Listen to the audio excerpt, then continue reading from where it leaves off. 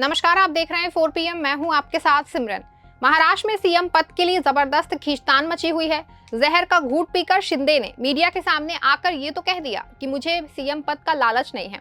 मोदी शाह जिसे चाहे सीएम बना सकते हैं और बना लें, लेकिन अंदर ही अंदर एकनाथ शिंदे ने ऐसी चाल चल दी है कि मोदी शाह की जमीन खिसक गई है। अब तक जो काम गुजरात लॉबी अन्य पार्टियों के साथ करने थे, वही काम अब शिंदे साहब ने बीजेपी के साथ कर दिया है। दरअसल सूत्रों से जानकारी आ रही है कि बीजेपी के कुछ विधायक भी नहीं चाहते कि फडणवीस सीएम बने, और जैसे ही शिंदे को ये पता चला, वैसे ही एकनाथ शिंदे ने बीजेपी के लिए बड़ी बिसात बिछा दी। शिंदे ने अंदर ही अंदर पूरी बीजेपी को खोखला करते हुए मोदी शाह के सामने बड़ी मांग कर दी है।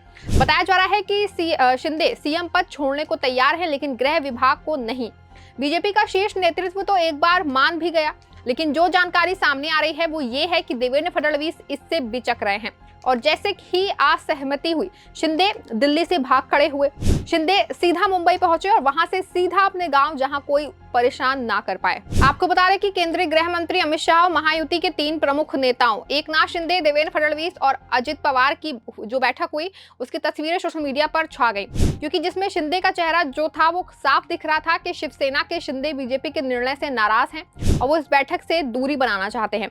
लेकिन गठबंधन धर्म को निभाते हुए शिंदे ने जहर का घूंट पीकर वहां मौजूद रहे, लेकिन उस दौरान वहां वो घटा जिसमें कोई खास रुचि नहीं दिखाई, और यही निराश और मुंह लटकता हुआ चेहरा सोशल मीडिया पे काफी ज्यादा वायरल हो गया। हालांकि सूत्र बताते हैं कि बैठक में तो ये तय हो गया कि महाराष्ट्र का अगला मुख्यमंत्री बीजेपी से होगा, जिसने 288 विधानसभा सीटों में से 132 सीटें जीत करके ऐतिहासिक जनादेश हासिल किया है। लेकिन शिंदे के नेतृत्व वाली शिवसेना अपने नेता को फिर से मुख्यमंत्री की कुर्सी पर देखना चाहती है। महायुति के मुताबिक जो है वो महायुति गठबंधन के 3 राजनीतिक दलों के नेताओं के साथ शाह की बैठक के दौरान शिवसेना को इस बारे में जानकारी दी गई। शिंदे ने मुंबई में महायुति नेताओं की एक बैठक रद्द कर दी, जो कैबिनेट बर्थ पर विचार विमर्श करने के लिए निर्धारित थी। महायुति सूत्रों ने बताया कि उन्होंने सतारा जिले में स्थित पैतृक गांव दारे जाने की योजना बनाई है। अजित पवार के नेतृत्व वाली एनसीपी के एक नेता के मुताबिक कल एकनाथ शिंदे के चेहरे से साफ पता चला था कि वो इस फैसले से खुश नहीं है, और उसके बाद आज अचानक अपने गांव चले जाना ये दिखाता है कि वो बीजेपी की रणनीति से खुश नहीं है, लेकिन वो अंततः इस फैसले को स्वीकार करेंगे, इस पर संशय बरकरार है। एकनाथ शिंदे ने कहा कि महायुति नेताओं की बैठक तभी सार्थक होगी जब भाजपा अपने विधायक दल के नेता का चुनाव करेगी।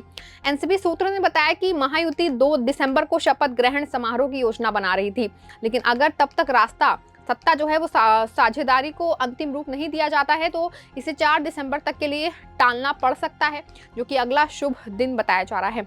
ऐसे में विपक्ष लगातार सवाल खड़ा कर रहा है कि इतने दिन बीतने के बाद भी सीएम चेहरा ना दे पाना जो है वो बीजेपी में जबरदस्त खींचतान का जो है नतीजा है। शिवसेना नेता ने कहा कि ये सच है कि शिंदे साहब ने बहुत मेहनत की है और चुनाव में महायुति सरकार का चेहरा थे। शिवसेना नेता ने कहा कि ये सच है कि शिंदे साहब ने बहुत मेहनत की और चुनाव में महायुति सरकार का चेहरा थे, इसीलिए उनका निराश होना स्वाभाविक है। लेकिन बैठक के बाद तो तस्वीरें सामने आई हैं। उनके अनुसार हम हमेशा से शिंदे साहब को मुश्किल परिस्थितियों में भी शांत रहने के लिए जानते हैं। कोई नहीं जानता है कि वो क्या सोच रहे हैं, इसीलिए बेहतर है कि इस पर ज्यादा ध्यान न दिया जाए। शिंदे के सीएम रहने के दौरान वे पूरे प्रशासन को साथ लेकर कभी कभी दारे गांव में कुछ दिन बिताते थे। बीजेपी सूत्रों ने बताया कि देवेंद्र फडणवीस महाराष्ट्र के अगले सीएम हो सकते हैं। सूत्रों में से एक ने कहा कि बैठक के दौरान सत्ता साझेदारी व्यवस्था पर चर्चा हुई। कुल मिलाकर के कैबिनेट बर्थ के फॉर्मूले पर चर्चा हुई, लेकिन मुंबई में तीनों दलों के बीच बैठकों के दौरान बारीकियों पर चर्चा की जाएगी। 23 नवंबर को बीजेपी ने 288 सदस्यीय महाराष्ट्र विधानसभा में अपना सर्वश्रेष्ठ प्रदर्शन और अब तक का सबसे अच्छा स्ट्राइक रेट दर्ज किया है, जिसमें उसने 148 सीटों पर चुनाव लड़ा और 88.5% के प्रभावशाली स्ट्राइक रेट के साथ 132 सीटें जीती। अभियान को पूरी तरह से फडणवीस के चेहरे के लिए तैयार किया गया था, जो 2014 से 2019 तक और फिर 2019 में 3 दिनों के लिए सीएम रह चुके हैं।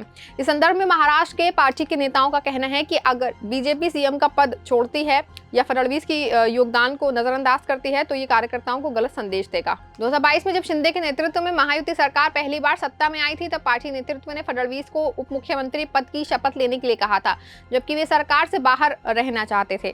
शिवसेना ने 14 विभागों की मांग की है। गुरुवार रात हुई बैठक में शिंदे, फडणवीस, पवार और भाजपा के राष्ट्रीय अध्यक्ष जेपी नड्डा शामिल हुए। पार्टी सूत्रों ने बताया कि 2 घंटे से अधिक समय तक चली बैठक के दौरान अमित शाह जी ने इस व्यवस्था को मंजूरी दे दी कि मुख्यमंत्री भाजपा से होगा और 2 उप मुख्यमंत्री होंगे। प्रत्येक सहयोगी शिवसेना और एनसीपी से एक पार्टी के एक सूत्र ने बताया कि एनसीपी ने 9 कैबिनेट बर्थ और 3 जूनियर मंत्री स्लॉट की मांग की है। भाजपा के एक वरिष्ठ नेता के अनुसार भाजपा शनिवार को अपने विधायकों की बैठक कर सकती है और मुख्यमंत्री पद के लिए अपना नेता नियुक्त कर सकती है। पार्टी के पदाधिकारी ने बताया कि भाजपा ये सुनिश्चित करने के लिए शिवसेना के साथ भी बातचीत कर रही है कि शिंदे मंत्रिमंडल में शामिल हों, ताकि न केवल गठबंधन में समग्र एकता का सकारात्मक संदेश जाए, बल्कि उन्हें ये भी महसूस ना हो कि उन्हें अकेला छोड़ दिया गया है। देवेंद्र फडणवीस महाराष्ट्र के मुख्यमंत्री रह चुके हैं और अब पार्टी ने उनसे पार्टी के हित को ध्यान में रखते हुए उप मुख्यमंत्री के रूप में काम करने की अपेक्षा की, तो उन्होंने इसका पालन किया। एकनाथ शिंदे के उप मुख्यमंत्री बनने में कोई समस्या नहीं होनी चाहिए। इन मुद्दों को सुलझाने के लिए अभी भी बातचीत चल रही है। शनिवार को नतीजों के तुरंत बाद शिवसेना ने सीएम पद के लिए जोर लगाना शुरू कर दिया था और उसके सांसद नरेश महास्के, जो शिंदे के करीब माने जाते हैं, ने भाजपा से महाराष्ट्र में बिहार मॉडल का पालन करने के लिए कहा था। 2020 में भाजपा ने जनता दल यू से अधिक सीटें जीतने के बावजूद नीतीश कुमार को सीएम पद दिया था। पार्टी कार्यकर्ताओं ने अपनी मांग को लेकर पूरे राज्य में महाआरती की, जबकि शिंदे ने बुधवार तक चुप्पी साधे रखी, जब उन्होंने ये कहकर पद छोड़ने की इच्छा जताई कि वे भाजपा नेतृत्व के फैसले को अंतिम मानेंगे।